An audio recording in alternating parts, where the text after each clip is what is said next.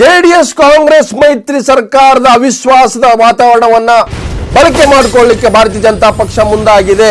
So ಇವತ್ತು ಜಂಟಿ ಅಧಿವೇಶನದಲ್ಲಿ ನಡೆದಂತ ಅಡ್ಡಿ ಆತಂಕಗಳ ಬೆನ್ನಲ್ಲೇ ಭಾರತೀಯ ಜನತಾ ಪಕ್ಷ ಈಗ ರಾಜ್ಯಪಾಲರ ಮೊರೆ ಹೋಗ್ಲಿಕ್ಕೆ ಮುಂದಾಗಿ ದೋಸ್ತಿ ಸರ್ಕಾರಕ್ಕೆ ಬಹುಮತ ಇಲ್ಲ, ಅದು ವಿಶ್ವಾಸ ಕಳ್ಕೊಂಡಿದೆ, ತನ್ನದೇ ಶಾಸಕರ ವಿಶ್ವಾಸ ಕಳ್ಕೊಂಡಿರೋದ್ರಿಂದ ಹಂತ ಹಂತವಾಗಿ ನಾವು ಹೋರಾಟ ಮಾಡ್ತೀವಿ, ಮೈತ್ರಿ ಸರ್ಕಾರದ ವಿರುದ್ಧ ರಾಜ್ಯಪಾಲರ ಭೇಟಿಗೆ ನಾವು ನಿರ್ಧಾರ ಮಾಡಿದೆ ಅನ್ನುವಂತ ಬಿಜೆಪಿ ತೀರ್ಮಾನಕ್ಕೆ ಬಂದಿದೆ. ಹಾಗಿದ್ರೆ ಸೊ ಈ ಮೈತ್ರಿ ಸರ್ಕಾರದಲ್ಲಿ ಶಾಸಕರು ವಿಶ್ವಾಸವನ್ನ ಕಳ್ಕೊಂಡಿದೆ. ಸೊ ಕಾಂಗ್ರೆಸ್ ಜೆಡಿಎಸ್ ಶಾಸಕರೇ ಇವತ್ತು ಮೈತ್ರಿ ಸರ್ಕಾರದಲ್ಲಿ ನಂಬಿಕೆ ಕಳ್ಕೊಂಡಿದ್ದಾರೆ. ಹಾಗಾಗಿ ದೋಸ್ತಿ ಸರ್ಕಾರ ವಿರುದ್ಧ ರಾಜ್ಯಪಾಲರಿಗೆ ದೂರು ಕೊಡಲಿಕ್ಕೆ ಬಿಜೆಪಿ ಮುಂದಾಗಿದೆ.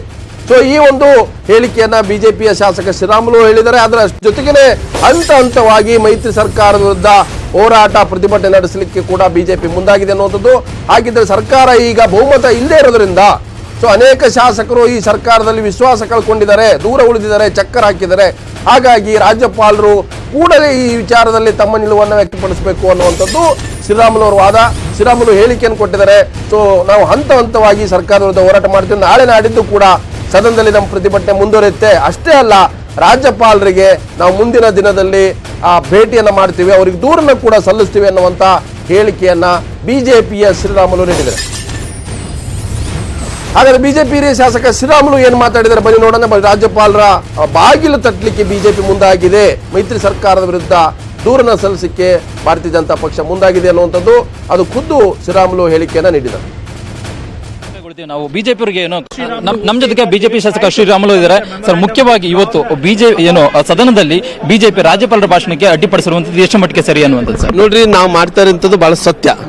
ಯಾಕಂದ್ರೆ ರಾಜ್ಯಪಾಲರ ಹತ್ರ ಸುಳ್ಳು ಹೇಳಿಸುವಂತ ಕೆಲಸ ಯಾರು ಮಾಡಬಾರ್ದು. ಇವತ್ತಿನ ಪರಿಸ್ಥಿತಿಯಲ್ಲಿ ರೈತರು ಆತ್ಮಹತ್ಯೆಗಳು ಮಾಡ್ಕೊಂತ ಇದ್ದಾರೆ, ರೈತರು ಸಾಲ ಮನ್ನಾ ಆಗ್ಲಿಲ್ಲ. ಇವತ್ತಿನ ತನಕ ಕೂಡ ಸುಮಾರಾಗಿ 157 ತಾಲೂಕುಗಳು ಬರಗಾಲ ಬಂದಿದೆ.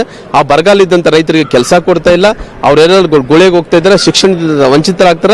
ನಾವು ವಿರೋಧ ಪಕ್ಷದಲ್ಲಿದ್ದು ಎಲ್ಲಾ ಜಿಲ್ಲೆಗಳಿಗೆ ಹೋಗಿ ಅಧ್ಯಯನವನ್ನು ಮಾಡ್ಕೊಂಡ್ ಬಂದ್ವಿ. ರೈತರಿಗೆ ನ್ಯಾಯವನ್ನು ಕೊಡ್ಸಕ್ಕಾಗದಂತ ಸರ್ಕಾರ ಇವತ್ತು ರಾಜ್ಯಪಾಲರಲ್ಲಿ ಬಾಯಲ್ಲಿ ಇವತ್ತು ಸುಳ್ಳು ಹೇಳಿಸಂತ ಕೆಲಸ ಏನ್ ಮಾಡಿದ್ರು, ಅದಕ್ಕೆ ವಿರುದ್ಧವಾಗಿ ನಾವು ಪ್ರೊಟೆಸ್ಟ್ ಮಾಡ್ತಾ ಇದೀವಿ. ಪ್ರೊಟೆಸ್ಟ್ ಮಾಡಿ ನಾವು ಮೊದಲನೇ ಡಿಮ್ಯಾಂಡ್ ಅಂದ್ರೆ ಇದನ್ನು ತಾವು ಏನು ಸುಳ್ಳು ಹೇಳ್ತಾ ಇದ್ರೆ ಇದು ವಾಪಸ್ ಹೋಗ್ಬೇಕಂತ ಒತ್ತಾಯ ಮಾಡ್ತಾ ಇದ್ವಿ. ತೃಪ್ತ ಶಾಸಕರು ಗೈರಾಗಿರುತ್ತೆ, ಎಲ್ಲೋ ಒಂದ್ ಕಡೆ ಬಿಜೆಪಿ ನಾಯಕರೇ ಕಾರಣ ಅನ್ನುವಂಥದ್ದು, ಅವರೇ ಗೈರ್ ಮಾಡಿಸಿದ್ದಾರೆ. ನೋಡ್ರಿ, ನಮ್ಗೇನು ಸಂಬಂಧ ಇಲ್ಲಾರ್ದಂತ ವಿಚಾರ. ಅವ್ರ ಶಾಸಕರು ಅವ್ರು ಗೈರಾಜುರಾಗಿದ್ದಾರ, ಅವರು ಆಕ್ರೋಶಕೊಂಡು ಎಲ್ಲ ಒಂದ್ ಕಡೆ ದೂರ ಹೋಗಿದ್ದಾರೆ ಅಂದ್ರೆ ಇವರಲ್ಲಿದ್ದಂತ ಅಸಮಾಧಾನ ಹೊರಗೆ ಹಾಕ್ಬೇಕನ್ನಂತ ಕಾರಣದಿಂದ ಇವತ್ತು ಬಂದಿಲ್ಲ. ಈ ಗೌರ್ಮೆಂಟ್ ಮೆಜಾರಿಟಿ ಗೌರ್ಮೆಂಟ್ ಅಲ್ಲ, ಇವತ್ತು ಮೆಜಾರಿಟಿ ಇಲ್ಲಾರ್ದಂತ ಗೌರ್ಮೆಂಟ್ ಆದಷ್ಟು ಬೇಗನೆ ಮುಖ್ಯಮಂತ್ರಿಗಳಂತ ಕುಮಾರಸ್ವಾಮಿ ರಾಜೀನಾಮೆ ಕೊಟ್ಟು ಹೋಗ್ಬೇಕಂತ ಒತ್ತಾಯ ಮಾಡ್ತೀನಿ. ಕಾಂಗ್ರೆಸ್ ಶಾಸಕರು ಗೈರಾಗಿದ್ದಕ್ಕೆ ಕ್ರಮ ಕೈಗೊಳ್ತೀವಿ ನಾವು. ಬಿಜೆಪಿಯವರಿಗೆ ಏನು ಸದನದಲ್ಲಿ ಕೂತ್ಕೊಳ್ಳಿಕ್ಕೆ ಏನು ಅಲ್ಲ, ಸದನದಲ್ಲಿ ಕೂಡಬೇಕಾದ್ರಿಗಿನ ನಿಮ್ಮಲ್ಲಿದ್ದಂತ ಏನ್ ಇವತ್ತು ರಾಜ್ಯಪಾಲರು ಭಾಷಣದಲ್ಲಿ ಸುಳ್ಳು ಹೇಳಿಸಿದ್ರು ಅದು ಸತ್ಯವನ್ನು ಮಾಡಿದ್ರೆ ಮಾತ್ರ ನಾವು ಕೂಡಕ್ಕಾಗುತ್ತೇನಾ, ಇಲ್ಲದ್ರೆ ನಾವು ಹೋರಾಟವನ್ನು ಮುಂದುವರಿಸಿಕೊಂಡು ಹೋಗ್ಬೇಕಾಗುತ್ತೆ. ಪ್ರತಿಭಟನೆ ಮಾಡಿದ್ರೆ ಮತ್ತೆ ಮುಂದುವರಿಯುತ್ತೆ ಹೇಗೆ ಅಂತ ಮುಂದುವರಿತು, ನಾಳೆ ನಾಡ್ದ ಎಲ್ಲಾ ರೀತಿಯಲ್ಲಿ ಕೂಡ ಮುಂದುವರೆದುಕೊಂಡು ಹೋಗ್ತದೆ. ಇದಿಷ್ಟು ರಾಜ್ಯಪಾಲರು ಈ ದಿನ ಏನು ಬಜೆಟ್ ಅನ್ನು ಮಂಡಿಸಬೇಕು ಅಂತೇಳಿ ಸರ್ಕಾರ ರಾಜ್ಯಪಾಲರು ಬಾಯಲ್ಲಿ ಏನು ಸುಳ್ಳು ಹೇಳಿಸುವಂತ ಪ್ರಯತ್ನ ಏನು ಮಾಡಿದ್ದಾರೆ. ರೈತರ ವಿಚಾರದಲ್ಲಿ ರೈತರನ್ನ ರಕ್ಷಣೆ ಮಾಡಿದೆ ಅಂತೇಳಿ ಸರ್ಕಾರ ಅಂತ ಏನು ಹೇಳಿದನೋ, ಈ ಸರ್ಕಾರ ರೈತರನ್ನ ಯಾರು ಕೂಡ ರಕ್ಷಣೆ ಮಾಡುವಂತ ಕೆಲಸ ಆಗಲಿಲ್ಲ. ಬರಗಾಲದಲ್ಲಿದ್ದಂಥ ರೈತರನ್ನ ಕಾಪಾಡುವಂಥ ಕೆಲಸ ಆಗಲಿಲ್ಲ. ರೈತರನ್ನ ಸಾಲ ಮನ್ನಾ ಮಾಡುವಂಥ ಕೆಲಸ ಆಗಲಿಲ್ಲ. ಹಂಗಾಗಿ ಏನು ರಾಜ್ಯಪಾಲರನ್ನ ಭಾಷಣದಲ್ಲಿ ಉಲ್ಲೇಖನೆ ರೈತರ ರಕ್ಷಣೆ ಮಾಡ್ತೀವಿ ಅಂತೇಳಿ ಏನು ಉಲ್ಲೇಖನೆ ಮಾಡಿದ್ರು, ಅದಕ್ಕೋಸ್ಕರವಾಗಿ ನಮ್ಮ ಹೋರಾಟ, ಭಾರತೀಯ ಜನತಾ ಪಾರ್ಟಿ ಹೋರಾಟ, ನಾವು ಬಾವಿಯಲ್ಲಿ ಹೋಗಿ ಹೋರಾಟ ಮಾಡುವಂಥ ಕೆಲಸ ನಾವು ಮಾಡಿದ್ದೀವಿ ಸುಳ್ಳು ಹೇಳಿಸೋದಕ್ಕೋಸ್ಕರವಾಗಿ. ಹಂಗಾಗಿ ಈ ಹೋರಾಟ ಮತ್ತೆ ನಾಳೆ ನಾಡ್ದು ಕೂಡ ಮುಂದುವರಿಯುತ್ತದೆ. ಇವತ್ತು ಈ ಸರ್ಕಾರಕ್ಕೆ ಇವತ್ತು ಏನು ಸಂಖ್ಯಾಬಲ ಅಂದ್ರಿಗಿನ ಸುಮಾರಾಗಿ 15 ಮಂದಿ ಶಾಸಕರು ಬಂದಿಲ್ಲ. ಈ ಸರ್ಕಾರಕ್ಕೆ ಏನು ಬಹುಮತ ಇರಬೇಕಾಗಿತ್ತನೋ ಈ ಸರ್ಕಾರ ಬಹುಮತ ಇಲ್ಲಾರ್ದಂಥ ಸರ್ಕಾರ. ಅದಕ್ಕೋಸ್ಕರವಾಗಿ ತಕ್ಷಣವೇ ರಾಜ್ಯದ ಮುಖ್ಯಮಂತ್ರಿಗಳಾದಂಥ ಸನ್ಮಾನ್ಯ ಕುಮಾರಸ್ವಾಮಿ ಅವರು ರಾಜೀನಾಮೆಯನ್ನು ಕೊಡಬೇಕು. ರಾಜ್ಯಪಾಲರ ಭಾಷಣದಲ್ಲಿ ಅವ್ರೇನು ರೈತರು ರಕ್ಷಣೆ ಮಾಡ್ತೀವಿ ಅಂತೇಳಿ ಸುಳ್ಳು ಏನು ಹೇಳಿಸಿದಾರೋ ಅದನ್ನು ವಾಪಸ್ಸನ್ನು ಪಡಿಬೇಕಂತೇಳಿ ಕೂಡ ನಾನು ಒತ್ತಾಯವನ್ನು ಮಾಡ್ತೀನಿ. ನಾಳೆ ಕೂಡ ಸದನವನ್ನು ನಡೆಯುವಂಥ ಟೈಮಲ್ಲಿ ಹೋರಾಟ ಮುಂದುವರಿಸ್ತೀವಿ. ರಾಜ್ಯಪಾಲರನ್ನು ಕೂಡ ಹೋಗಿ ಭೇಟಿ ಮಾಡಿ ಈ ಸರ್ಕಾರಕ್ಕೆ ಬಹುಮತ ಇಲ್ಲ, ತಕ್ಷಣ ಈ ಸರ್ಕಾರವನ್ನು ರಾಜೀನಾಮೆಯನ್ನು ಕೊಡಿಸಬೇಕು ಅಂತೇಳಿ ರಾಜ್ಯಪಾಲರಿಗೆ ಒತ್ತಾಯ ಮಾಡ್ತೀವಿ. ಬಿಜೆಪಿ ನಿಲುವಿಗೆ ಕಾಂಗ್ರೆಸ್ ಕೂಡ ತಿರುಗೇಟು ಕೊಟ್ಟಿದೆ. ಸಚಿವ ಕೆಜೆ ಜಾರ್ಜ್, ನಮ್ಮ ಸರ್ಕಾರಕ್ಕೆ ಬಹುಮತ ಇದೆ, ಏನೂ ಆಗಲ್ಲ, ಸರ್ಕಾರ ಬಂಡೆ ತರ ನಿಂತಿದೆ. ಯಾವುದೇ ರೀತಿಯಾದಂಥ ತೊಂದರೆ ಆಗಲ್ಲ. ಸರ್ಕಾರ ಬಹುಮತದಲ್ಲೇ ಇದೆ, ಅದು ಬಹುಮತದಲ್ಲೇ ಮುಂದುವರಿಯುತ್ತೆ. ನಮ್ಮ ಸರ್ಕಾರಕ್ಕೆ ತೊಂದರೆ ಇಲ್ಲ ಅನ್ನುವಂಥ ಹೇಳಿಕೆಯನ್ನ ಸಚಿವ KJ ಜಾರ್ಜ್ ನೀಡಿದ್ದಾರೆ. ಬಿಜೆಪಿಗೆ ನೇರ ಸವಾಲು ಹಾಕಿದರೆ ಇಲ್ಲ ಅನ್ನೋದನ್ನ ಬಿಜೆಪಿ ಸಾಬೀತು ಮಾಡಲಿ, ನಮಗೆ ಬಹುಮತ ಇದೆ ಅನ್ನುವಂಥದ್ದು ನಮ್ಮ ನಂಬಿಕೆ. ನಾಳೆ ನಾಡಿದ್ದು ಏನೂ ಆಗಲ್ಲ. ಬಿಜೆಪಿಯವರು ಒಣ ರಾಜಕೀಯ ಮಾಡ್ತಾ ಇದ್ದಾರೆ. ಸೊ ಬಿಜೆಪಿಗೆ ನಿಜವಾಗ್ಲೂ ಕೂಡ ನಂಬಿಕೆ ಇದ್ರೆ ಸೊ ಬಹುಮತ ಇಲ್ಲ ಅನ್ನೋದನ್ನ ತೋರಿಸ್ಲಿ. ಬಹುಮತ ಇಲ್ಲ ಅಂದ್ರೆ ಅವಿಶ್ವಾಸ ನಿರ್ಣಯ ಮಂಡಿಸ್ಲಿ. ಯಾಕೆ ಭಯ? ಅವಿಶ್ವಾಸ ನಿರ್ಣಯ ಮಂಡಿಸಿದ್ರೆ ಏನಾಗುತ್ತೆ ಅನ್ನೋದು ಕೂಡ ಅವ್ರಿಗೆ ಗೊತ್ತಿದೆ. ಅದನ್ನು ಬಿಟ್ಟು ಬರೀ ಆರೋಪ ಮಾಡೋದನ್ನ ಮೊದಲು ನಿಲ್ಲಿಸಬೇಕು. ನಮ್ಮ ಎಲ್ಲ ಶಾಸಕರು ನಮ್ಮ ಸಂಪರ್ಕದಲ್ಲಿದ್ದಾರೆ. ಅತೃಪ್ತಿ ಇರ್ಬೋದು, ಆದರೆ ನಮ್ಮ ಜೊತೆಗೆ ಇದ್ದಾರೆ, ನಮ್ಮ ಪರವಾಗಿ ನಿಲ್ತಾರೆ. ಹಾಗಾಗಿ ಶ್ರೀರಾಮುಲು ಅಶೋಕ್ಗೆ ಈ ರೀತಿಯಾದಂಥ ರಾಜಕೀಯ ಹೇಳಿಕೆಗಳನ್ನು ಕೊಟ್ಟಿರ್ತಕ್ಕಂಥದ್ದು.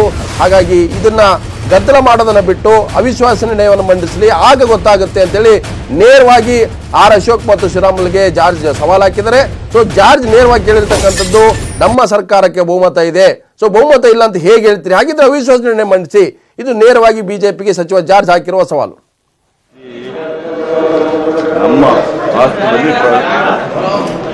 ನಮ್ಮ ರಾಷ್ಟ್ರದಲ್ಲಿ ಪ್ರಜಾಪ್ರಭುತ್ವ ಇದೆ. ಪ್ರಜಾಪ್ರಭುತ್ವದಲ್ಲಿ ಏನು ಹೇಳ್ತಾರೆ, ಇವತ್ತು ವಿಧಾನಸಭೆ ನಡೀತಾ ಇರೋದು ಪ್ರಜಾಪ್ರಭುತ್ವದಲ್ಲಿ ಸಂವಿಧಾನಿಕವಾದ ರೀತಿಯಲ್ಲಿ ನಡೀತಾ ಇದೆ.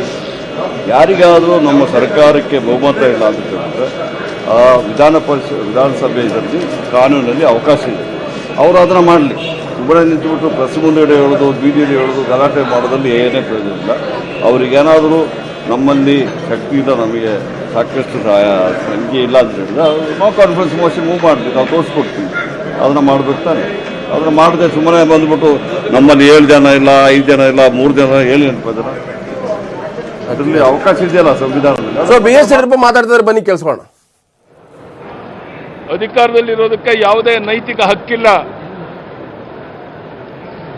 ರಾಜ್ಯಪಾಲರ ಮೂಲಕ ಸುಳ್ಳು ಭರವಸೆಗಳ ಸರಮಾಲೆಯನ್ನು ಹೇಳಿಸುವಂಥ ಪ್ರಯತ್ನ ಮಾಡಿದ್ರು. ಅದಕ್ಕಾಗಿ ರಾಜ್ಯಪಾಲರ ಭಾಷಣವನ್ನು ನಾವು ಬಾಯ್ಕಾಟ್ ಮಾಡಿದ್ದೇವೆ. ರಾಜ್ಯದಲ್ಲಿ ಕಾನೂನು ಸುವ್ಯವಸ್ಥೆ ಸಂಪೂರ್ಣ ಹದಗೆಟ್ಟಿದೆ. ಕಾಂಗ್ರೆಸ್ JDS ಶಾಸಕರೇ ಪರಸ್ಪರ ಬಡಿದಾಡ್ತಾ ಇದ್ದಾರೆ. 20ಕ್ಕೂ ಹೆಚ್ಚು ಜನ ಕಾಂಗ್ರೆಸ್ ಶಾಸಕರು ರೆಸಾರ್ಟ್ನಲ್ಲಿ ಬಹಿರಂಗವಾಗಿ ನಾವು ಕುಮಾರಸ್ವಾಮಿಯವ್ರನ್ನ ಮುಖ್ಯಮಂತ್ರಿಯಾಗಿ ಒಪ್ಪೋದಿಲ್ಲ ಅನ್ನೋ ಮಾತನ್ನು ಹೇಳಿದ್ದಾರೆ. ಜನ ವಿಶ್ವಾಸ ಕಳ್ಕೊಳ್ಳೋದು ಬದಿಗಿರಲಿ, ಅವರ ಶಾಸಕರಿಗೆ ಅವರ ಮುಖ್ಯಮಂತ್ರಿ ಮೇಲೆ ವಿಶ್ವಾಸ ಇಲ್ಲದಿರೋ ಪರಿಸ್ಥಿತಿ. ಕೇವಲ 37 ಶಾಸಕರನ್ನು ಇಟ್ಕೊಂಡು ಮುಖ್ಯಮಂತ್ರಿಯಾಗಿ ಮುಂದುವರಿಯುವಂಥ ಪ್ರಯತ್ನ ಮಾಡ್ತಾ ಇವತ್ತು ನನಗೆ ಕೊಟ್ಟಿರೋ ಅಂಕಿಅಂಶದ ಪ್ರಕಾರ 11 ಜನ ಶಾಸಕರು ಸಹ ಕಾಂಗ್ರೆಸ್ ಶಾಸಕರು ಇವತ್ತು ಔಷಧ ಬಂದಿಲ್ಲ.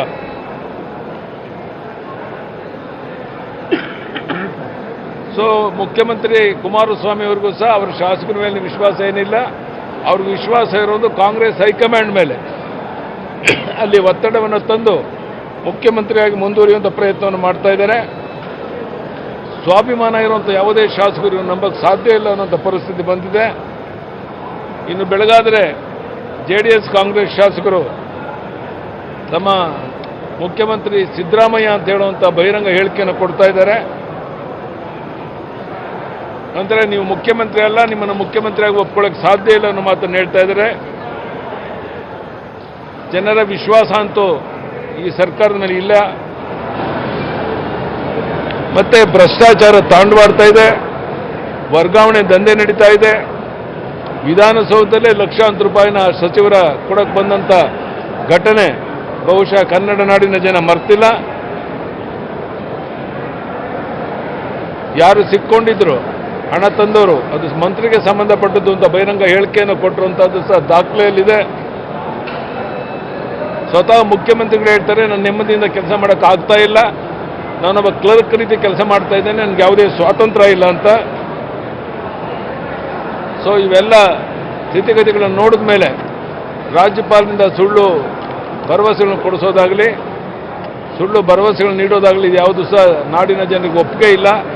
ಜನಾಭಿಪ್ರಾಯಕ್ಕೆ ಮನ್ನಣೆಯನ್ನು ಕೊಟ್ಟು ಇವತ್ತು ರಾಜ್ಯಪಾಲರ ಭಾಷಣಕ್ಕೆ ನಾವು ಬಾಯ್ಕಾಟ್ ಮಾಡಿ ಹೊರಗೋಗಿದ್ದೇವೆ. ನಾಳೆ ನಮ್ಮ ನಿಲುವೇನಿರಬೇಕು ಅಂತ ನಮ್ಮ ಶಾಸಕಾಂಗ ಸಭೆಯಲ್ಲಿ ಚರ್ಚೆ ಮಾಡ್ತೇವೆ. ನಾಳೆ ಬೆಳಗ್ಗೆ ನಮ್ಮ ನಿರ್ಧಾರವನ್ನು, ನಾಳೆ ನಮ್ಮ ನಿಲುವೇನಿರಬೇಕು ಅನ್ನೋ ತೀರ್ಮಾನವನ್ನು ತಗೊಳ್ತಾ ಇದ್ದೇವೆ. ಒಟ್ಟಿನಲ್ಲಿ ನಾಡಿನ ಜನರಿಗೆ ಈ ಸರ್ಕಾರದ ಬಗ್ಗೆ ವಿಶ್ವಾಸ ಇಲ್ಲ, ನಂಬಿಕೆ ಇಲ್ಲ. ಹಾಗಾಗಿ ಈ ತೀರ್ಮಾನ ನಾವು ತಗೊಂಡಿದ್ದೇವೆ. ರಾಜ್ಯಪಾಲರನ್ನು ನಾವು ಭೇಟಿ ಮಾಡೋದಿಲ್ಲ, ನೋ ಕಾನ್ಫಿಡೆನ್ಸ್ ಮೋಷನ್ ಮೂವ್ ಮಾಡೋದಿಲ್ಲ.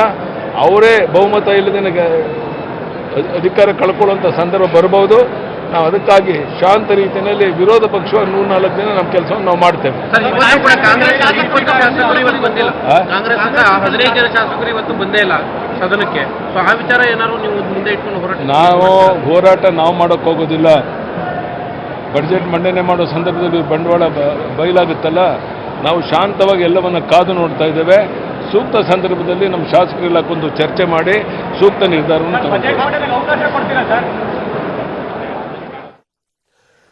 ಸೊ ಇದು BS ಯಡಿಯೂರಪ್ಪ ಹೇಳಿರ್ತಕ್ಕಂಥದ್ದು. ಬಜೆಟ್ ಮಂಡನೆ ವೇಳೆ ಎಲ್ಲ ಬಂಡವಾಳ ಬಯಲಾಗುತ್ತೆ. ಹಾಗಿದ್ರೆ ಅವತ್ತು ಅತೃಪ್ತ ಕಾಂಗ್ರೆಸ್ ಶಾಸಕರು ಗೈರಾಜರೇ ಆಗ್ತಾರೆ ಅನ್ನುವಂಥದ್ದು ಯಡಿಯೂರಪ್ಪನವರ ನಂಬಿಕೆ.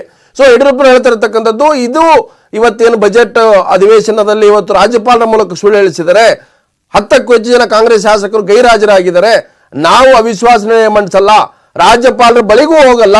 ಆದರೆ ಕಾಂಗ್ರೆಸ್ನ ಅತೃಪ್ತ ಶಾಸಕ ಈ ಸರ್ಕಾರಕ್ಕೆ ಒಂದು ಭವಿಷ್ಯ ನಿರ್ಧಾರ ಮಾಡ್ತಾರೆ. ಫೆಬ್ರವರಿ 8ಕ್ಕೆ ಕುಮಾರಸ್ವಾಮಿ ಮಂಡಿಸುವ ಬಜೆಟ್ ಏನಿದೆ ಅಲ್ಲೇ ಬಂಡವಾಳ ಬಯಲಾಗುತ್ತೆ.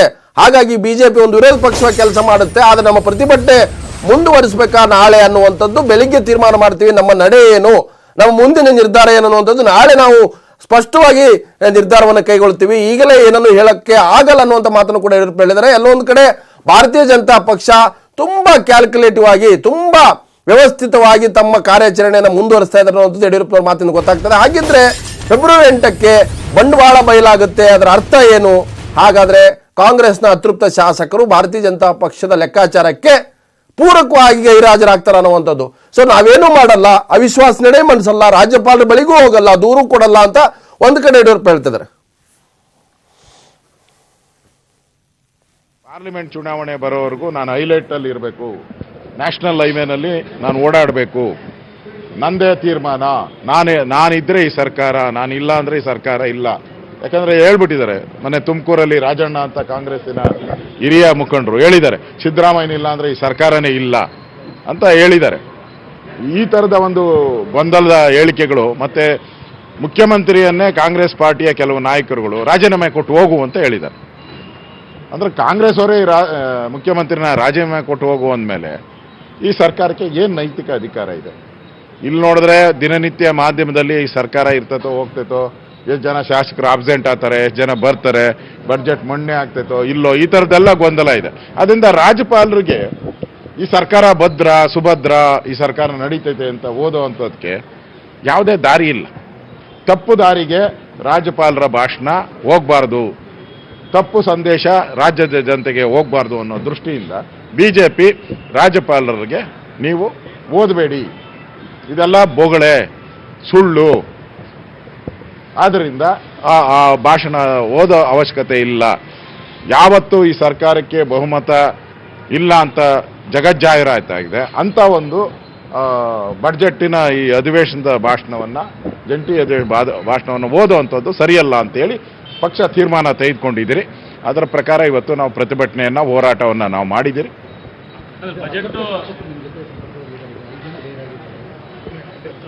ನಮ್ಮ ಅತೃಪ್ತ ಶಾಸಕರೇನಿದ್ದಾರೆ ಅವರು ಸಿದ್ದರಾಮಯ್ಯನವರ ಗುಂಪ, ಪರಮೇಶ್ವರ ಗುಂಪ, DK ಶಿವಕುಮಾರ್ ಗುಂಪ, ಯಾವ ಗುಂಪು ಅಂತ ನಾವು ಹುಡುಕ್ತಾ ಇದ್ದೀರಿ ಬ್ಯಾಟ್ರಿ ಹಾಕೊಂಡು. ಅವ್ರು ಯಾರ ಅಣತಿಯ ಮೇಲೆ ಇದೆಲ್ಲ ಕೆಲಸ ಮಾಡ್ತಾ ಇದ್ದಾರೆ, ಕಾಂಗ್ರೆಸ್ ನಾಯಕರು ಯಾರು ಅದರಿಂದ ಇದ್ದಾರೆ ಅಂತ ನಾವು ಹುಡುಕ್ತಾ ಇದ್ದೀರಿ. ಅದರಿಂದ ಈ ಸರ್ಕಾರ ಬೀಳ್ಬೇಕಾದ್ರೆ ಬಿಜೆಪಿ ಏನು ಅವಶ್ಯಕತೆ ಇಲ್ಲ, ಸರ್ಕಾರ ಕಾಂಗ್ರೆಸ್ ಅವರೇ ಉಳಿಸ್ತಾರೆ. ಯಾಕಂದ್ರೆ ಡೈರೆಕ್ಟ್ ಆಗಿ ಸ್ಟೇಟ್ಮೆಂಟ್ ಮುಖ್ಯಮಂತ್ರಿ ರಾಜೀನಾಮೆ ಕೊಡು ಅಂತ ಕೇಳಿದಾರಲ್ಲ ನಿನ್ನೆ ತುಮಕೂರಲ್ಲಿ. ಅದರಿಂದ ಈ ಸರ್ಕಾರ ಕಾಂಗ್ರೆಸ್ ಅವರು ಬೀಳಿಸುವಂತ ಪ್ರಯತ್ನವನ್ನ ಮಾಡ್ತಾ ಇರೋದ್ರಿಂದ, ಅವರ ಒಳಜಾಳಗದಿಂದ ಬಿಜೆಪಿ ಇದಕ್ಕೆ ಏನು ಎಂಟ್ರಿ ಆಗಲ್ಲ. ಕುಮಾರಸ್ವಾಮಿ ಅವರು ಹೇಳ್ತಾರೆ, ಪ್ರತಿನಿತ್ಯ ಕಾಂಗ್ರೆಸ್ನ ಶಾಸಕನ ಬಿಜೆಪಿ ಅವರು ಸಂಪರ್ಕಿಸ್ತಾ ಇದ್ದಾರೆ, ಅವರು ದುಡ್ಡು ಎಷ್ಟು ಡಿಮ್ಯಾಂಡ್ ಮಾಡ್ತಿರೋ ಅಂದ್ರೆ ಕೇಳಿದ್ರೆ ಶಾಕ್ ಆಗ್ತೀರಾ ಅಂತ ಹೇಳ್ತಿದ್ದಾರೆ. ಇವತ್ತು ದುಡ್ಡಿರೋದು ಯಾರ ಹತ್ರ? ಸರ್ಕಾರ ನಡೆಸೋರ ಹತ್ರ. ನಾವು ಸರ್ಕಾರ ಬಿಟ್ಟು 6 ವರ್ಷ ಆಗಿದೆ. ನಾವು ಹಿಂದೆ ಕಾಂಗ್ರೆಸ್ ಸರ್ಕಾರ ಇತ್ತು, ಅವ್ರ ಹತ್ರ ದುಡ್ಡು ಇರಬೇಕು. ಇಲ್ಲ ಈಗ ಸರ್ಕಾರ ಮಾಡ್ತಾ ಇರೋ ಕಾಂಗ್ರೆಸ್ JDS ಅವ್ರ ಹತ್ರ ದುಡ್ಡು ಇರಬೇಕು. ಅಧಿಕಾರ ನಡೆಸೋರು ಹಣದ ಬಲದಿಂದ ಈ ಮಾತುಗಳನ್ನು ಆಡ್ತಾ ಇದ್ದಾರೆ. ಆ ಥರದ್ದು ಯಾವುದೇ ದಾಖಲೆಗಳಿದ್ರೆ ಬಿಡುಗಡೆ ಮಾಡಿ.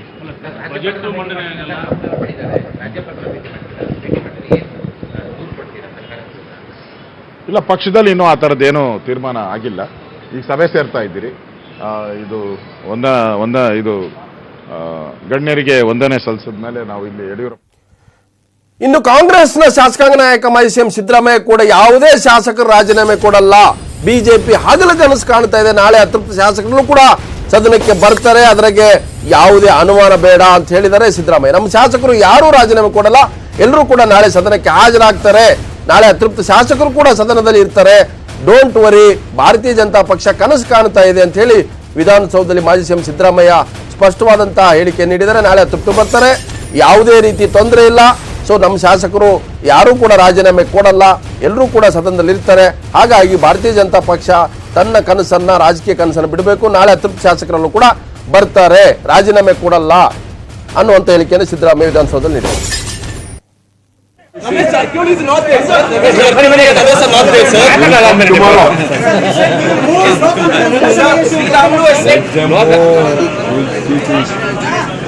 ಸರ್ ಗವರ್ನರ್ಗೆ ರೆಕಮೆಂಡೇಶನ್ ಕೊಡ್ತಾರಂತೆ ಸರ್ ನಾಳೆ.